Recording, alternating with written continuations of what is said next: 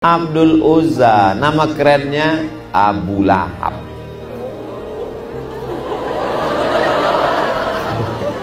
Abu Lahab ini punya hamba sahaya, perempuan namanya Suwaibah. Sopo jenenge?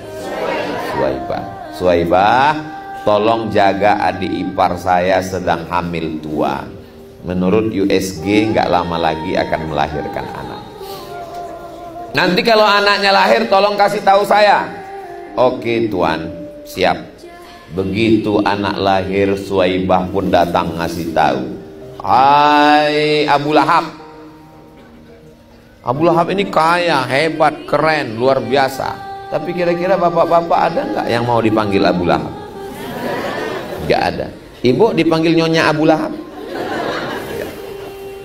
Tuan Abu Lahab, adik iparmu sudah melahirkan anak, laki-laki apa perempuan? Karena zaman itu kalau lahir anak perempuan, tanam kubur hidup-hidup. Malu punya anak perempuan. Hari ini orang bangga punya anak perempuan. Betul? Kenapa? Maharnya mahal.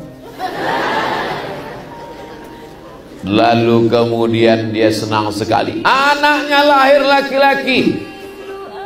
Aku sangat senang karena anak ini lahir laki-laki, wahai Suwaibah. Adikku bapaknya sudah meninggal dunia, aku menantikan pengganti keponakanku ini lahir. Ternyata dia laki-laki, maka adikku yang meninggal tergantikan. Sejak mulai malam ini, malam Senin 12 Rabiul Awal, kamu saya bebaskan, tidak lagi jadi budak hamba sahaya. Jadi kalau satu ekor onta harganya 50 juta, harga budak hamba sahaya 2 kali lipat 100 juta. Malam itu Abu Lahab bersedekah 100 juta atas senang bahagia lahirnya Kanjeng Nabi Muhammad Sallallahu Alaihi Wasallam. Jadi kalau ada umat Islam yang sedekah 100 juta malam maulid, itu baru selevel dengan Abu Lahab. Abu Lahab itu baik nggak baik? 100 juta nggak baik juga. Abu Lahab itu orangnya baik. Kapan dia menjadi tidak baik? 40 tahun setelah itu. 40 tahun setelah itu baru dia jadi nggak baik. Dia berhenti jadi orang baik sampai ketika umur Nabi 38 tahun, Nabi naik ke atas Jabal Nur. Ketika hijrah ke Madinah, naik ke Jabal Sur.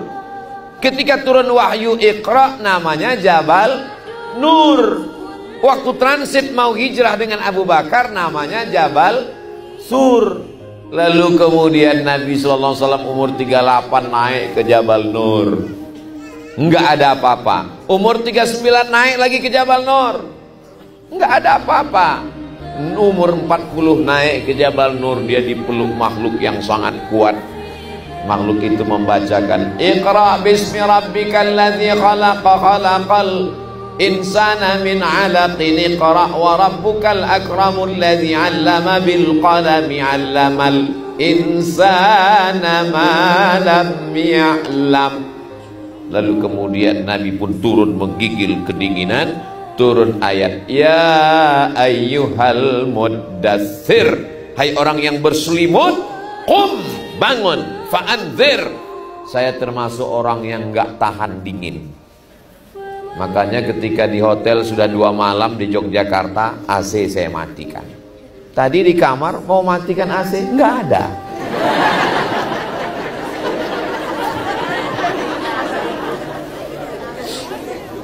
Dinginnya minta ampun.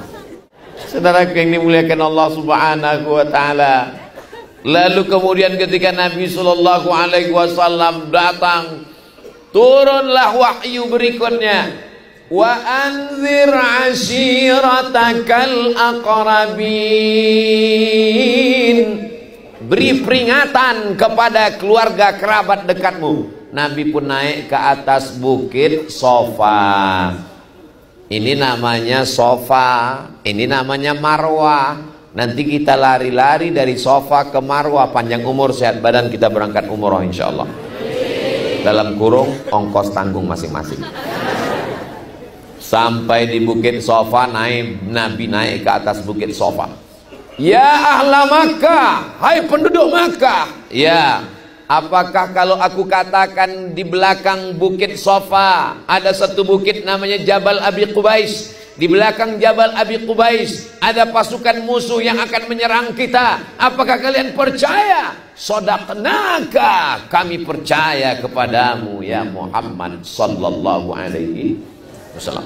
Seandainya aku katakan ada tentara-tentara musuh yang akan menyerang Makkah, apakah kalian percaya? Kami percaya. Seandainya aku katakan bahwa Jibril sudah datang kepadaku membawa wahyu, apakah kalian percaya? Disitulah baru Abu Lahab berubah. Apa kata Abu Lahab? Tabban laka ya Muhammad, celaka kamu ya Muhammad. Lalu turun ayat membantah. Tabbat yada Abi Lahabiu wa tab. Jadi Abu Lahab itu baik apa enggak baik? Mantan orang baik. Mudah-mudahan kita menjadi orang baik sampai mati. Abu Lahab mati dalam keadaan tidak beriman, dan Abu Lahab punya saudara namanya Abbas. Siapa jenenge? Abbas. Abbas bermimpi.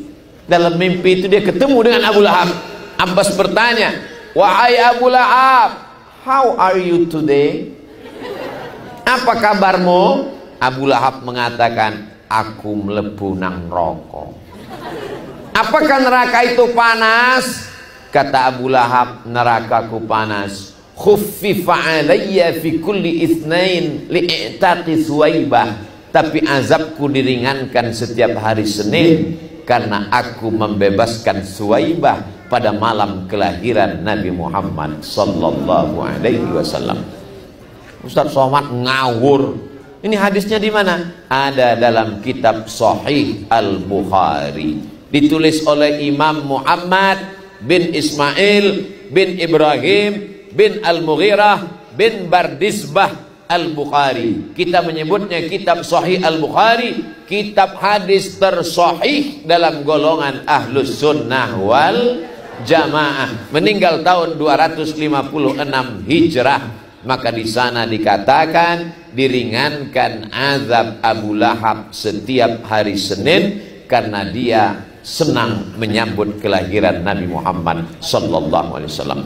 Jadi kalau ada orang Islam gak sholat, gak puasa, gak ngaji, gak baca Quran, gak silaturahim, tapi senang maulid, insya Allah masuk neraka. Dan nerakanya ringan setiap hari Senin. Mau?